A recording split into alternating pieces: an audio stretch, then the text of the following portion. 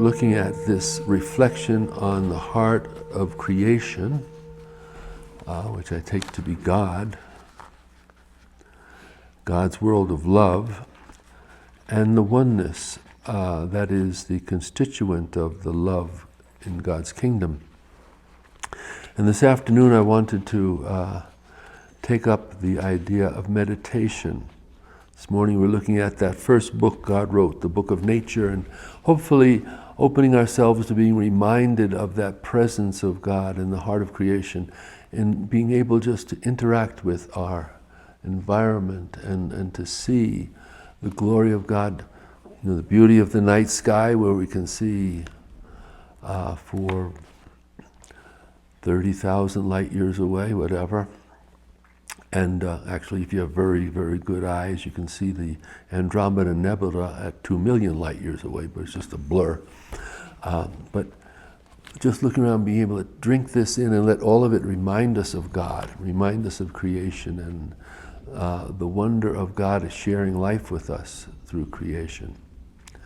So now I wanted to look at meditation as one of the tools we have, now that we have evolved through the different phases and up to consciousness and awareness, and can now meditate. And I'm using that word, you can fill in centering prayer, obviously, in most of the instances here, but I just chose that one simple word to follow through on all the different instances I'll be talking about. And you know, for some people, not for us here, of course, but for some people, it seems a little contradictory if we're talking about oneness and being plugged into the unity and so on, and then talk about meditation, because their image of meditation is a person kind of picks up, leaves the surround, turns their outer sense receptors down, and plugs into the inner presence of whatever. And so what's that doing about unity and oneness and all the rest? It looks like that's a retreat from it. But in fact, what we find out is that meditation does take us into a deeper experience of oneness with one another and with our world, creation, and of course with God. Probably we can say oneness with ourselves too. It's a place where we integrate. Now, I want to take two approaches to how this meditation affects our ability to relate and become one with, okay? The first series is on how the meditation affects the meditator. So if we meditate, some things happen to us that I'm saying enhance our ability to relate. The second thing I'll get to afterwards is that I'm holding that meditation itself has a direct bearing on the world around us. Not just through our consciousness affecting somebody, you might say affecting other people directly by interacting, but meditation itself can change our environment and our effect on the world. So I'll have to try and get clearer about that. We'll see. But just going back then to how meditation can change the meditator, I want to start by sharing an experience. Once in a while, these are revelations of a Trappist monastery, things you think never happened there, but here we are. Once in a while in the fall, we've taken an outing to Lake Powell. The parish priest had a timeshare on a houseboat there, and he'd take the young singles out for the weekend, but by Tuesday they all needed to be back working, and he's had the boat till Friday. So we'd drive down and share the boat Tuesday to Friday. We did it several times. And one of the times when I was there, I had an experience that I'm about to put in front of you here.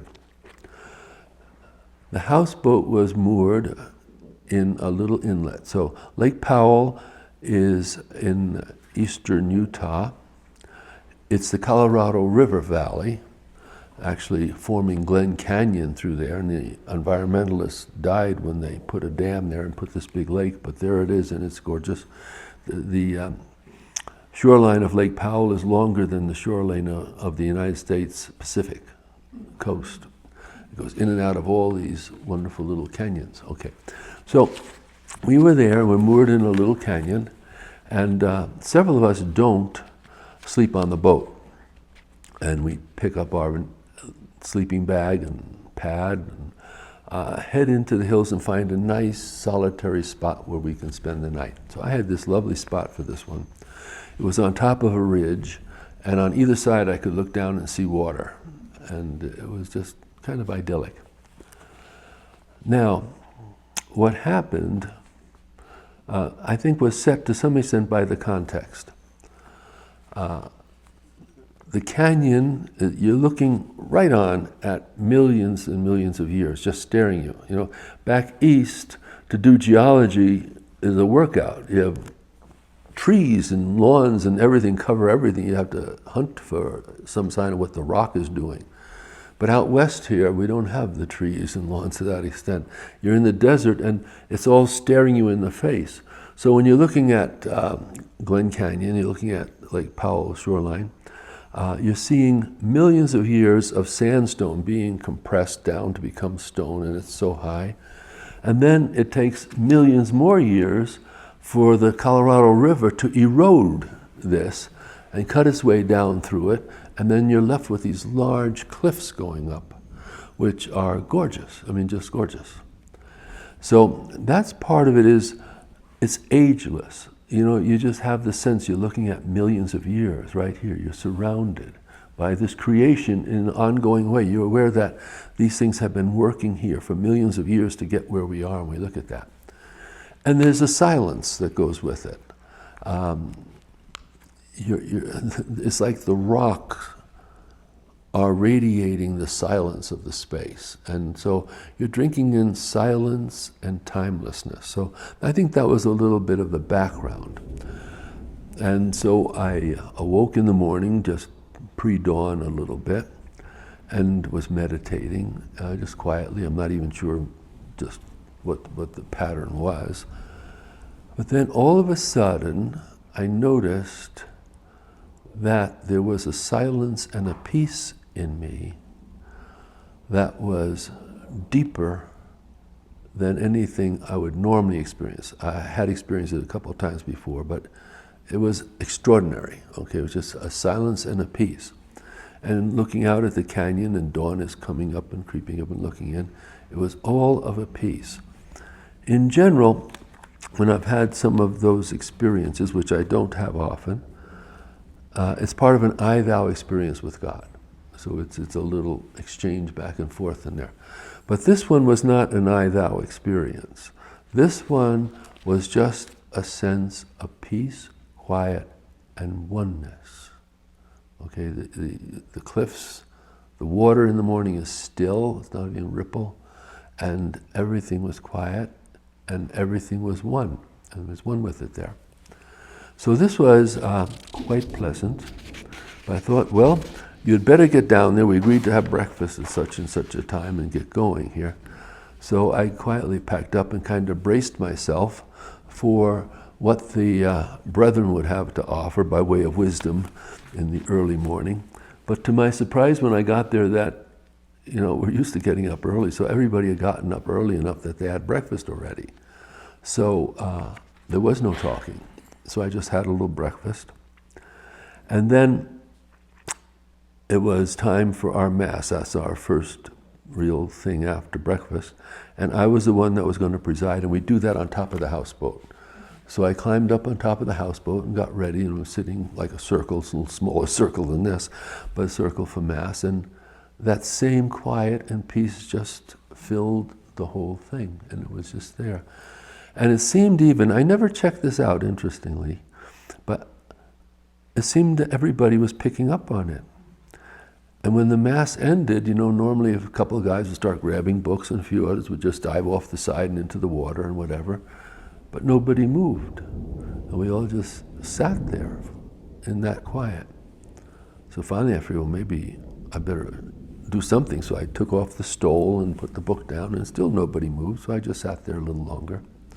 And bit by bit it wore off, and the day got started, people started putting things in knapsacks and so on. And the silence and the peace kind of went back to wherever it came from. But it had been there, it had been a very enriching and enlivening experience. So I give this not as an illustration of meditation, right? Because that's not what our meditations are like. And it's not even what we want to have happen in a meditation, per se. Thomas would say, you want emptiness, kid. So it's not what you want. But once in a while, this kind of a thing happens. And I'm just saying, it seems to me maybe when it does, it's uncovering what is the underlying dynamic of meditation, which is that oneness. And just once in a while, it breaks through into the senses and into the consciousness, and there you have it. But the meditation is the way we open ourselves to whatever, not even wanting, like I say, something like this to happen. But underneath, I think that is the experience that's going on inside us at some deep, deep level. Only rarely does it break into the senses and come out like that. Some of you might have different experiences I'll hear about in a couple of minutes. Now, that's the first thought I have. The meditation changes us because it plugs us into our deep connectedness with the whole universe, with those incredible sandstone walls of the canyon, the still water of the Colorado River, and everything around, and the brethren, and the Eucharist. It was all there. So it's meditation is opening us, and it is at the same time actually bringing forth that consent within us to this presence of God and this action of God. So, okay, in that way it's changing the meditator. It's bringing us deeper into that consent to God and that being in God. Now, a second thing about meditation is, it seems to me, that meditation puts us in touch with a compassionate energy in our hearts. What I'm saying is, people who meditate, I find, are more alive to the fact of us being one being, one family, one whatever, and reach out to the people who are in need. There is a caring in the heart of meditators. I can't think of a person I know that really meditates who is abusive. I mean, that's just so contradictory, doesn't work. Or even who is indifferent. It's not like, well, I just go off and meditate and I'll go back. I find that meditators are compassionate people. And I believe there's a connection. I'm not going to try and explain the connection right here, but I just want to say what I'm working is not a theory, but practice. This is what I see when I look around. I think, for instance, one of the earlier centering prayer practitioners formed the thing, Food for the Poor, and getting food to the poor people of the Caribbean, especially of Haiti. Got a major industry going around that and supplying the poor. That came out of his centering prayer, he claims. Another one, that was the East Coast. On the West Coast, formed the organization of Share to help get food to the poor in the inner cities. He had been inspired by Mother Teresa, but he was a centering prayer practitioner before he went to see Mother Teresa. He'd known Thomas and William both, really, back at Spencer. But out of that prayer, it gave birth to this other sharing.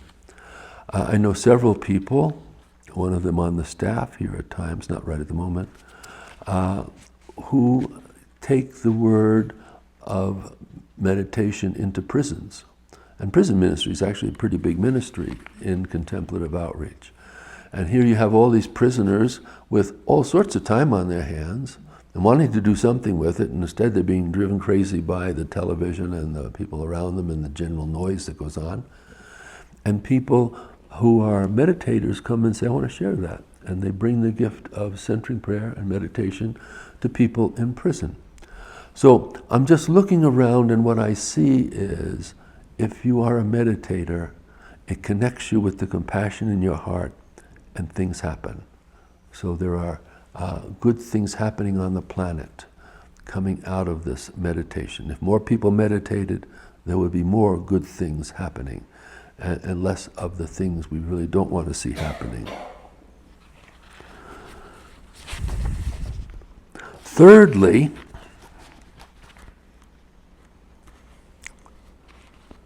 another thing that happens that pushes forward the oneness and the, probably would fit tie into the compassion too, but people who meditate find that in that quiet space, even without them doing any special practice to get there, in that quiet space, they begin to get a little view into themselves and their motivation and what's going on in there, which often is not pleasant, actually. And so it's not one of the things you especially desire when you're still in your senses, but it's one of the things we do desire when we want spiritual growth.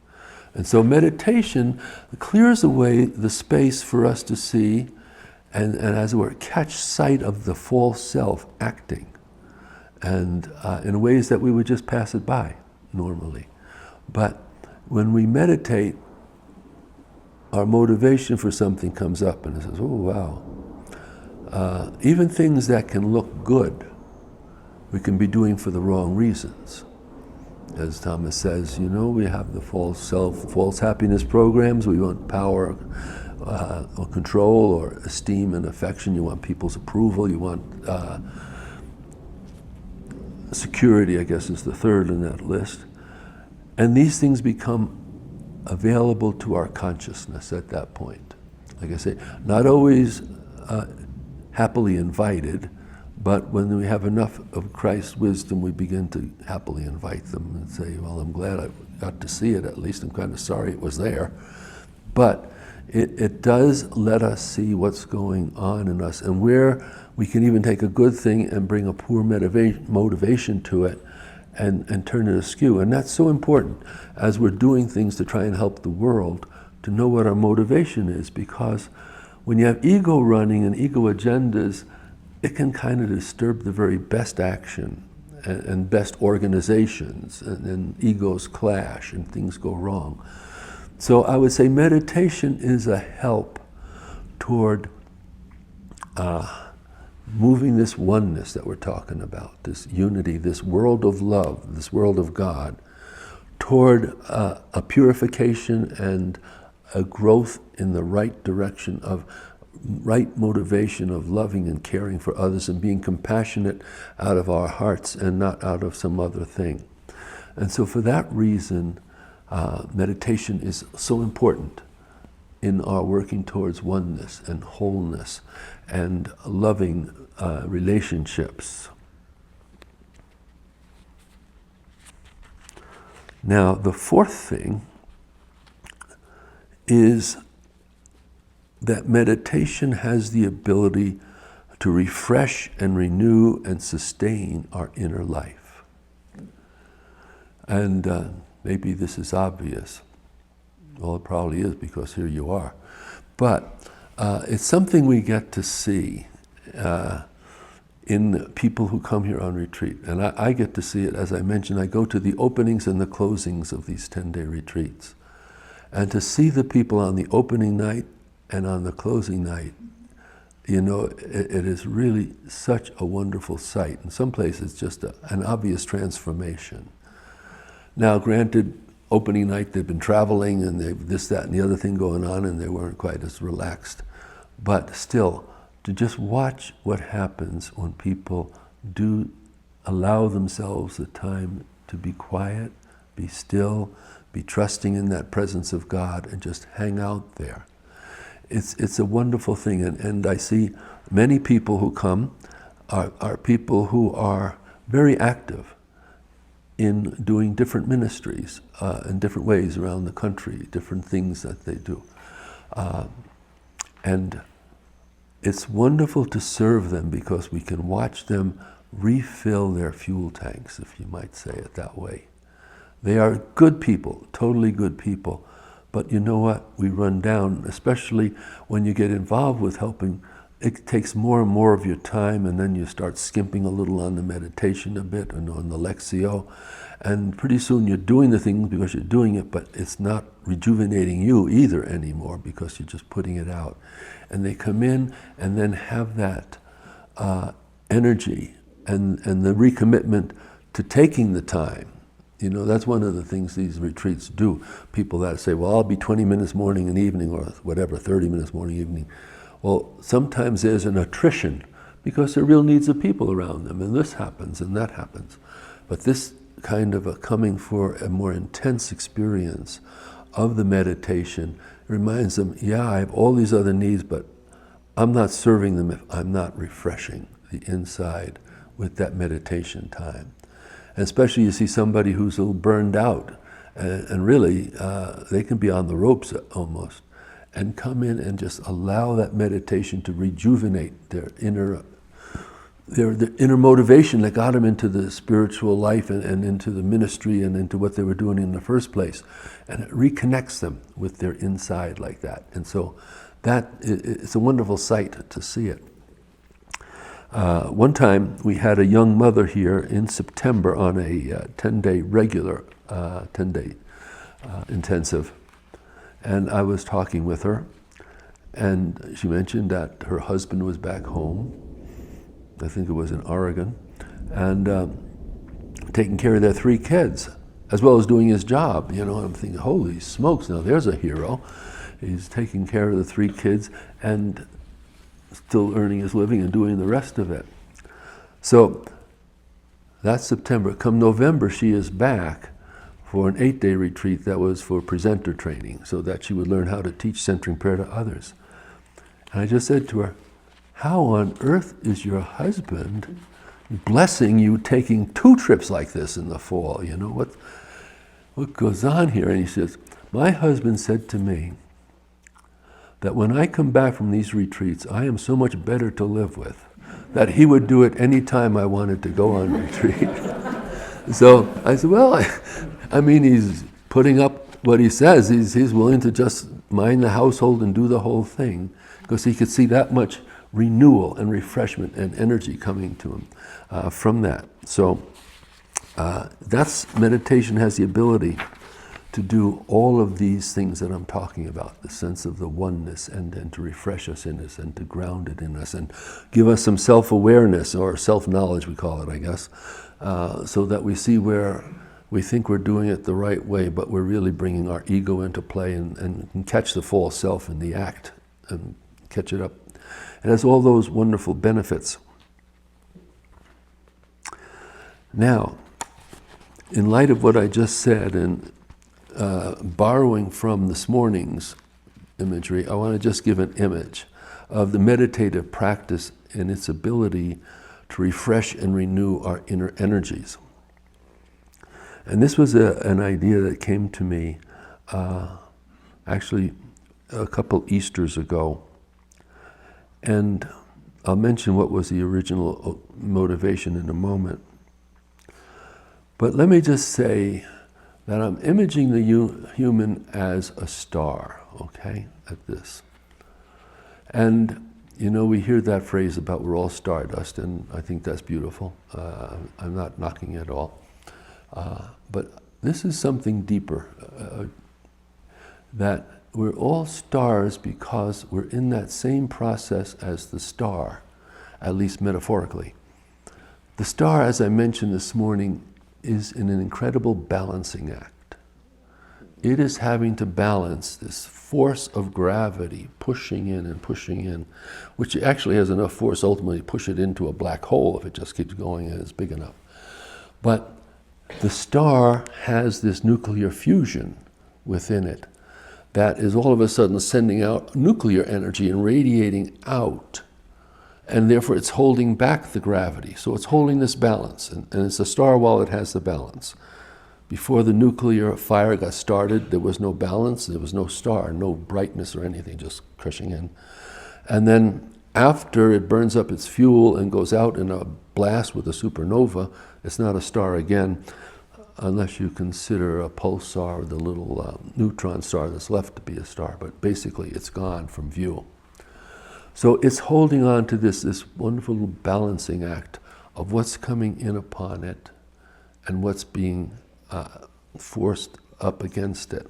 And the radiation that is pushing out in the star actually gets through all of that gravitational energy and the particles and whatnot, so we get to see the fire, the nuclear fire, howsoever far, 20 light years away, 200 light years away.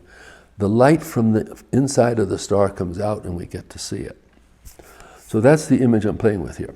And what got me started on this, as I was approaching this particular Easter, was the number of people who were talking to me about feeling like life was pushing in on them. It was not a happy time on so many levels. And I don't know if life can, what makes it be that way or not be that way or whatever, but they had the feeling on the personal level, whatever was going on. I'd lost my job, my relationship wasn't so good, this was happening here. I just got a diagnosis of a brain tumor, I got this and that going on, and it's pushing in. There was a time here when we thought, goodness gracious, how many of our friends are dealing with cancer? We go our prayer list at Mass and we go down the list of people, and that gets, it's helpful to put out the prayers, but it gets like, holy smokes, what is happening here? All of this stuff is pushing in. And then we get a little broader view in the social calendar of social life, and we see what's happening out there. Well, we have the Islamic State, and they're going around chopping off heads of Christians. That isn't so cool. And girls in Africa getting kidnapped from the schools. And you have terrorists that are just bombing people at a cafe. And you have North Korea getting its nuclear weapons and ballistic missiles going. And you have whatever's going on in our own country and with things like that can, like, holy smokes. And just, again, this sense, this feeling of being pushed in upon. So that was what I was dealing with and thinking. That's when this image came up for me. What about the contrary outward force? And I said, that's meditation. That connects us to that presence of God in us that can hold a balance. We don't get rid of all that stuff that's going on, quite obviously. It's going to be there tomorrow too. But it's not going to push in and crush us. It's not going to turn us into a black hole. We have within us this presence of God. It can come under different names. People might say the Holy Spirit. I might say the risen Christ and the Spirit He gives in us, or whatever. And meditation is able to come and to put us in contact, refresh, renew that connection, so that this inner radiance of God's presence in us is able to push back against all these things and hold it in balance so it's not crushing us. And beyond that, as with the star, the light from the center can come through all this stuff and go out, and perhaps transform some of this world that's pushing in by its own presence and its own light within us. So that to me is just an image. As you can tell, I don't like thinking. I just like some images here and there. And that's the image I had and I have and I hold of meditation in our lives, that it enables us to maintain that fire of God's presence within us and allow that fire of God's presence to hold back these other things from being crushing. We don't change the different things out there per se. Talk about that in a second. Maybe we do sometimes. But basically we can deal with it, and actually even deal with it in a positive way. The light from the radiance can in fact shine into all of that other stuff. So that was just another image I had of the way that meditation is working in us. Maybe at the end, when we have time to talk, I'd wonder if it's any experiences, that idea of the world pushing in at times and the meditation being able to hold it in a balance instead of just being oppressed by it and feeling down. Now, I wanted to switch to the other side of the equation, which is, I'm proposing anyhow, that meditation can sometimes change things directly outside of us. All of these others were meditation changes by changing us. We get self-knowledge, we reach out, we have compassion, we have all this other. But I would be holding here, putting out for your thought and your comment, that meditation changes the world around us too, for the better. It is a beneficial reality that flows out from us to our world. And it's unseen. Now, maybe you've heard these things before, but I want to give an example. In 1993, the National Demonstration Project to Reduce Violent Crime came up with a program. And they were dealing with violent crime in our country, and in particular, violent crime in our capital, Washington, D.C., which is a very violent place.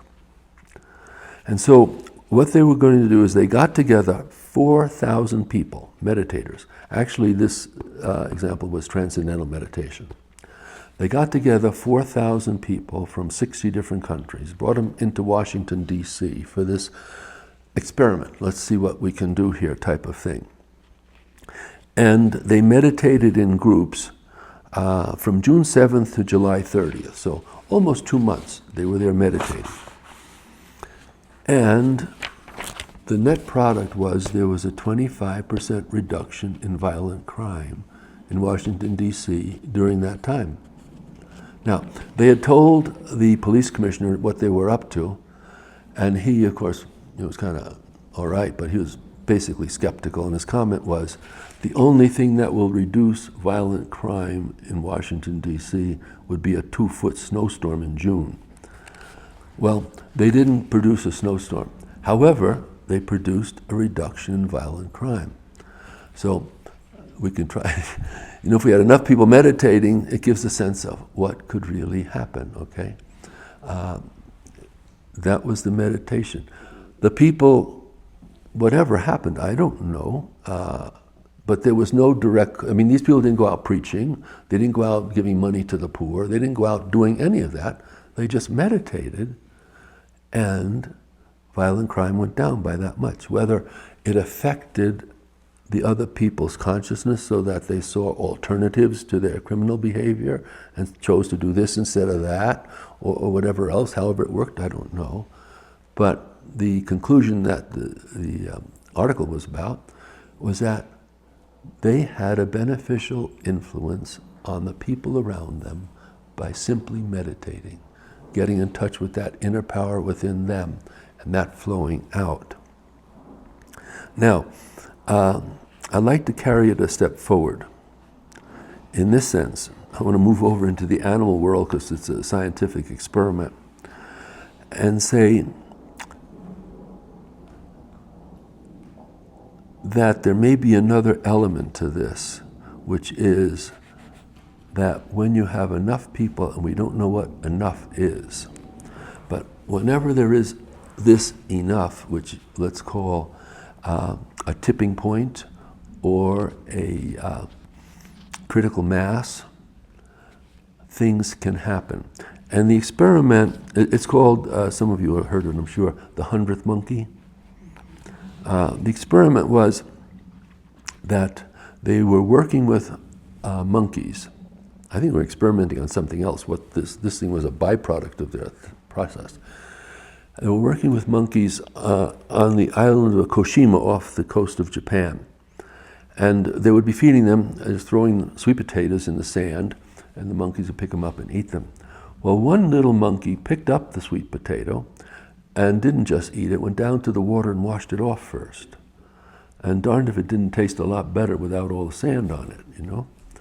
And then in a day or two, the mother, it was a little girl monkey, the mother of that monkey saw that, and so she started to do it. And before long, some others say, what are they doing? And they tried it and experimented it, and of course everybody liked the results. To eat the potato without sand was pretty nice. So this was growing in this group that they were watching. Now, this is where tipping point comes in. This is, I don't know how speculative, but whatever. At some point, enough of the monkeys were doing it that they created this critical mass and this tipping point. And at that point, monkeys on other islands and on the mainland all started washing off their sweet potatoes. It jumped. And there was no physical contact, there was no seeing what these guys are doing or anything else. It just jumped across whatever the distance was, so that their behavior became available to these other people, other monkeys. And kind of where we would put this as we're looking at it with scientific categories would be Rupert Sheldrake and morphogenesis, the transformation of an idea or the transmission of an idea, not by physical handing on in any way, writing a book and reading it or anything, but by mind to mind. Even Teilhard used to have the word noosphere, the mind sphere that goes around the world.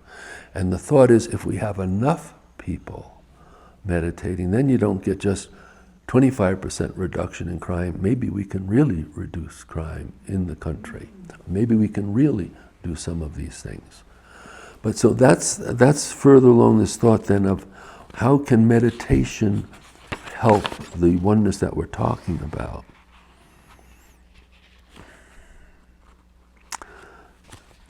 From all this, I get a certain optimism that we can, in fact, influence this world for the better by all of the different things I was just mentioning, and by bunches that I didn't even mention, but just in the two categories I'm looking at today, the book of nature and the practice of meditation.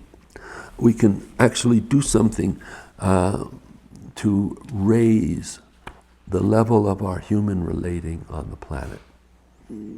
Now, it can be objected that, well, if you're going to say the universe story, you're hoping is going to be helpful because it makes us more aware of our oneness, that we come from the same source, that we're held together, we're in the same process, we're going to live or die as a human race together, and so on. Well, that's been going on for a while, but really not so very long if you look at it. Really, it's the last 100 years. You know, when you think about it, in 100 years ago, we thought there was one galaxy. You know, we didn't know there were other galaxies. We didn't think that the Andromeda Galaxy was a galaxy separate from us. We thought it was a little nebula within our own. But then with Hubble and a few of those people starting in the teens and into the 1920s, we found out, oh, we're not the only galaxy. There's actually 100 billion of these things, you know. And we began to discover our human story. The story of the Big Bang didn't come through even that early. One or two speculators got it. Actually, a French priest, I think Father Mercier or something like that, it's the first one that came back to the idea that our universe is expanding. There must be something from which it's expanding. And he reasoned back to this little singularity, but others took it on. So these are fairly recent things in terms of human history, in terms of, well, we've heard it in our own little life, it's quite a ways that we've had it. But as a whole family, we're just holding this human story of the universe very recently. And it takes a while for it to become something more than just thoughts. That's what I was trying to say earlier. This isn't ideas I want to be giving you, you've heard them all already anyhow. But it's a way of feeling our way into the fact that this is our story. This is us we're talking about. We're all in this together. And I mentioned and we could go for morphogenesis, how kids today are different from who we were in terms of technology. I mean, we're still going with this and that, and we have the directions out, and we're going online to figure out why it's still not working. And these kids today can just do it. To me, that's an example of morphogenesis. It's not been handed on through the DNA yet. DNA can't change that fast. And it's not being handed on like you teach the kids at 4 years old what the nature of a digital process is, but they just get it. So it's like available in the atmosphere to them. And it's taking a while for the oneness of our human family to be available at that kind of a level, so that it's not just a thought. We've had the thought before, but it's part of the thinking. It popped into my head. There were Greeks who thought the earth was a sphere way back before Christ, and some others there, but it kind of disappeared and the flat earth took place until Christopher Columbus sailed around us. But anyhow, it didn't take hold in the population. But now everybody that's raised has the image of the earth as a sphere, you know, it's just in us. Well, I'm hoping that the universe story becomes something like that in us. And when we look at people and we realize we're all one, we're all on this spaceship Earth, we're all a crew trying to help it work, so let's do it. And I'm saying too, I still have encouragement from, you might say the meditation. You'll say, well, meditation's been going on, and I don't know about the East. We'll leave what goes on there. I don't know the history. But yeah, it's been going on in the West, but really it was largely confined to a few places, monasteries in particular, and things like that. Most of the regular people were happy to say the Angelus and get the wheat cut down and put into sheaves. So I'm seeing this as something that is happening at a whole different level now, where meditation, contemplative prayer, centering prayer, and so on, is spreading out to wide numbers of people. And this is an example of what we have right here. And then, I don't know what the mailing list is, but at one point it was 40,000 for contemplative outreach. You know, what was just a little idea has just spread and gone on. I had the reminder, I had a sabbatical, I guess it was 10 years ago now, surprise. Anyhow, I was riding my bicycle, I was in Berkeley, I was riding my bicycle through UC Berkeley, and there'd be these big lawns, and there were kids by themselves or in circles sitting in lotus posture, you know, eyes closed, whatever, and meditating. I'm like, wow. I don't think 50 years ago that would be what you saw happening on the lawns, you know, whatever is going on. But there's something happening. So that's why I can say I'm optimistic. And you say, well, these things have been going on. No, they haven't been going on long enough. It's just now beginning to gather the force that can really, you might say, have it become a force for change in the world. That it can really do something like that.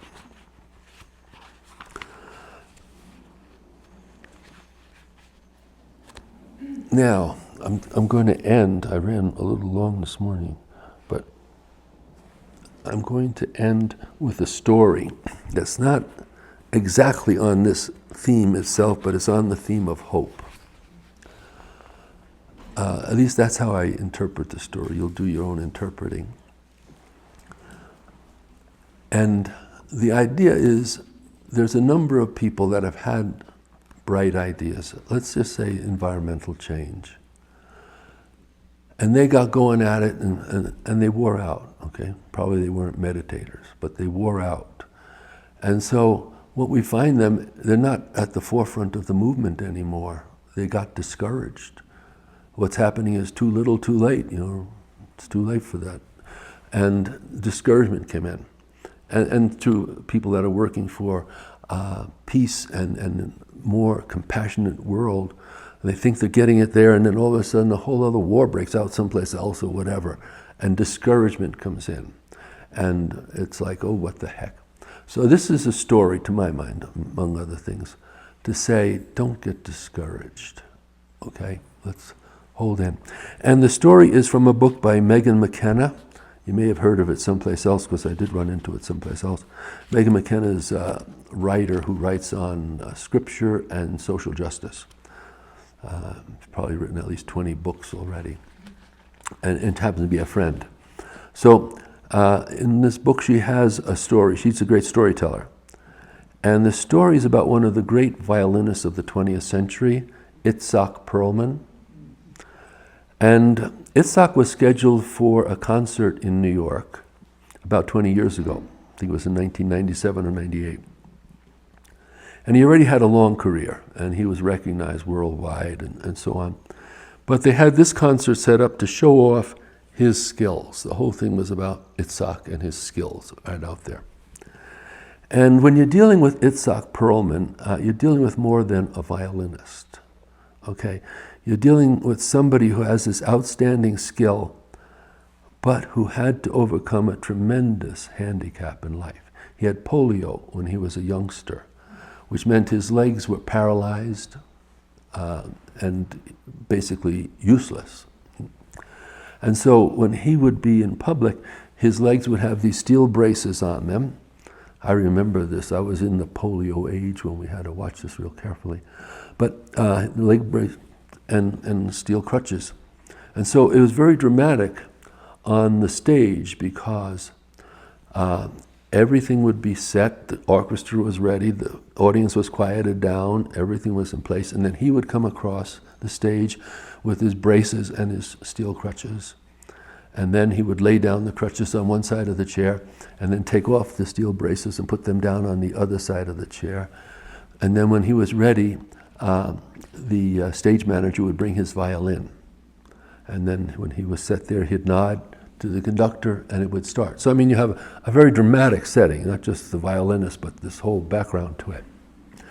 And here he is, he's going, and he's, of course, as good as it gets. And just the last piece, which is very fast-moving, and he can just pulling out all his skills, as he's going along, a string breaks, and there's a twang that even the audience can hear and see. And the audience gasped, and the orchestra stopped playing. And the conductor dropped his baton, so it was there. And Itzhak just signals to the conductor, get going, get the music. So the conductor picks up his baton, and the orchestra gets all set, and they start the music. And Itzhak joins. He had 6 more minutes to go at this intense level. And he could instantaneously, in his head, transfer the notes that should have been on that 4th string to the other 3. If you can imagine that. Imagine even with a slow piece doing that, but with this incredibly fast-moving thing, he actually was able to make the whole concert perfect. So at the end, the audience didn't clap, they were silent. I mean, it was just so astounding. And then finally they break into this great applause, and the orchestra is applauding, pounding their music stands or doing something. And Itzhak called for a microphone. And he said, please.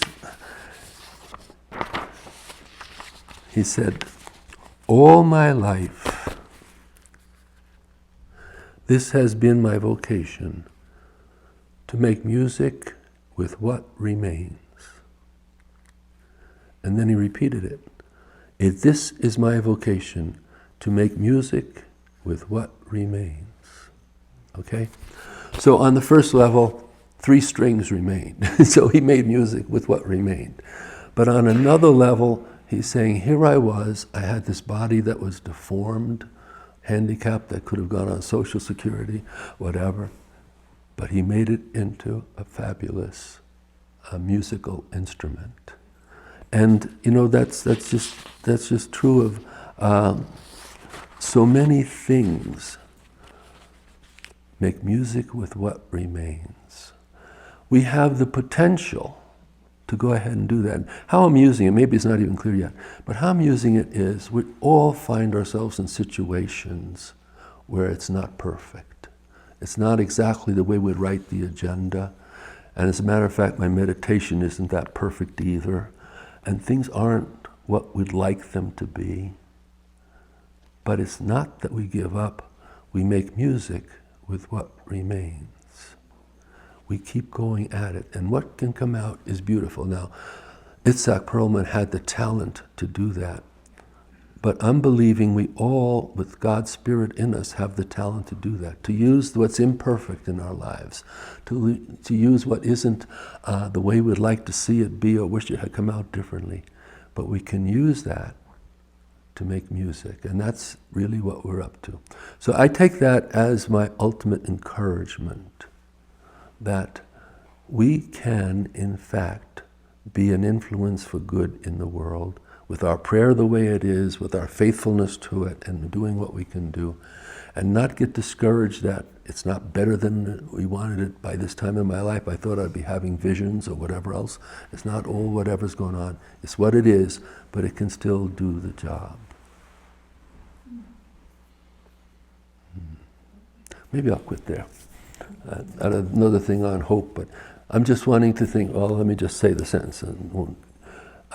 I think one of the great things that meditators can do is be a source of hope in the world, because we're badly in need of hope. You know, there's discouragement, there's skepticism, there's cynicism, there's all sorts of stuff that's out there, and it needs the elixir of hope. And it's my belief that meditators can bring that kind of hope, because they're connected to the source. Amen.